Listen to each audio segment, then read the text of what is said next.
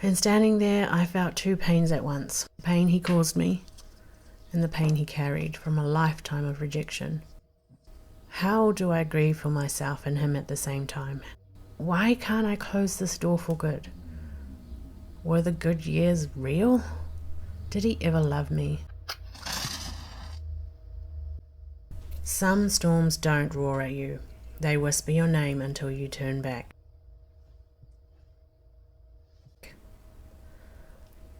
Josh had finally gotten my attention. After 2 months of no contact, after the parenting order, after the protection order, after every familiar path back to me had been blocked, he escalated. And the escalation took the shape of photos. Photos of him with another woman. Photos crafted to pierce, provoke, and pull. It hurt, and yes, it worked.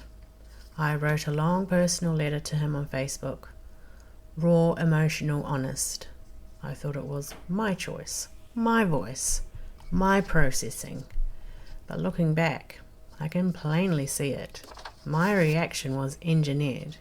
And if it was engineered, it was probably celebrated. Because once Josh and I began talking again, he told me something that lodged deep in my mind. That his parents had encouraged him to start a new relationship because I had abandoned him. I still don't know if that was the truth or just another half-truth meant to keep me engaged. But at that time, I believed him, and the belief broke me. Why would they encourage more confusion when clarity was already fragile? Why add destruction when we were barely standing? Why did they do that? Still, I loved Josh. I loved our marriage, and my heart was still for our family. Hope, even unrealistic hope, is powerful when you're hurting. We talked occasionally, and I swung between protecting myself with silence and encouraging him to get help. Part of me kept whispering, maybe this is the turning point. Eventually, the kids and I found an affordable rental in another city, and Josh gave permission for us to return and collect the rest of my belongings. Walking back in that house felt like entering a life that had died without being buried. The smell was off. The kitchen hadn't been cleaned. Photos of me were turned to face the wall. That hurt. And the fact that she may have been here in our bed. Little touches of who I used to be, the homemaker, the dreamer, the hopeful wife, were still scattered everywhere. Then I found it. A birthday card from the woman in the photos. Affectionate, personal, undeniable evidence that they were more than just friends. My heart tipped again. Josh was in the living room, drunk and crying, as my brothers carried the boxes I had pre-packed months before. And standing there, I felt two pains at once. The pain he caused me, and the pain he carried from a lifetime of rejection. He had been abandoned the day he was born, given up for adoption, raised in a world where affection was currency and instability was normal. How do I grieve for myself and him at the same time? Why can't I close this door for good? Were the good years real? Did he ever love me? As we loaded the truck, he made a scene, loud, drunken, unraveling. The same spot where he had lost control the first time we tried to leave. The kids cried watching their father like that, torn between love and fear. I knew we could not stay, but knowing didn't make leaving less painful.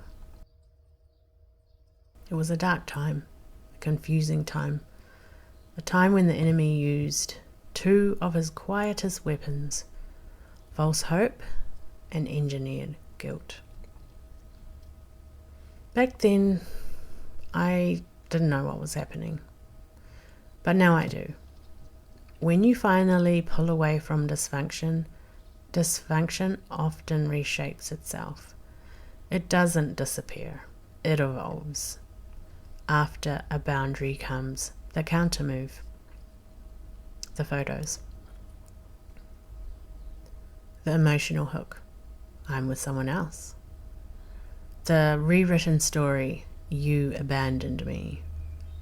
The manufactured urgency, talk to me now. The sympathy play, crying, helplessness. The soft lies wrapped in longing, she's just a friend. This is not coincidence. This is not clarity. This is not transformation. This is the long game of keeping you emotionally tethered, even when you're physically free. Scripture cuts through illusion cleanly, for God is not the author of confusion but of peace. 1 Corinthians 14:33. If confusion is speaking the loudest, God is not the one talking. And again, no weapon formed against you shall prosper. Isaiah 44:17. It does not say the weapon won't be formed, it says the weapon won't win. Josh's choices were still Josh's choices. His parents' interference was still interference, and my compassion, Christ-like as it was never meant to replace consequences. I thought walking away made me a failure, but it would take more time before I understood the truth. More on that in the next episode. Here's what I want you to hear, friend, today.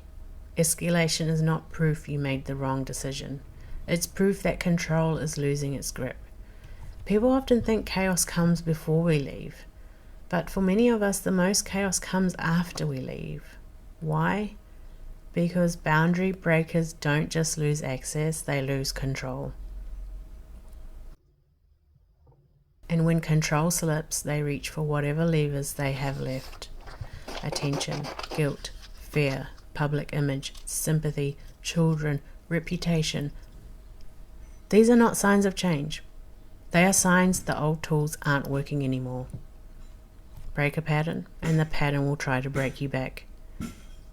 But if peace is your destination, chaos will always be your last intersection. There is nothing wrong for feeling shaken during that intersection. It means you're human, and you are healing. I'm Gigi. If you're walking out of chaos and suddenly everything feels louder, heavier, or strangely aimed at your heart, hear me. Escalation doesn't mean you stepped in the wrong direction. It means the grip is loosening.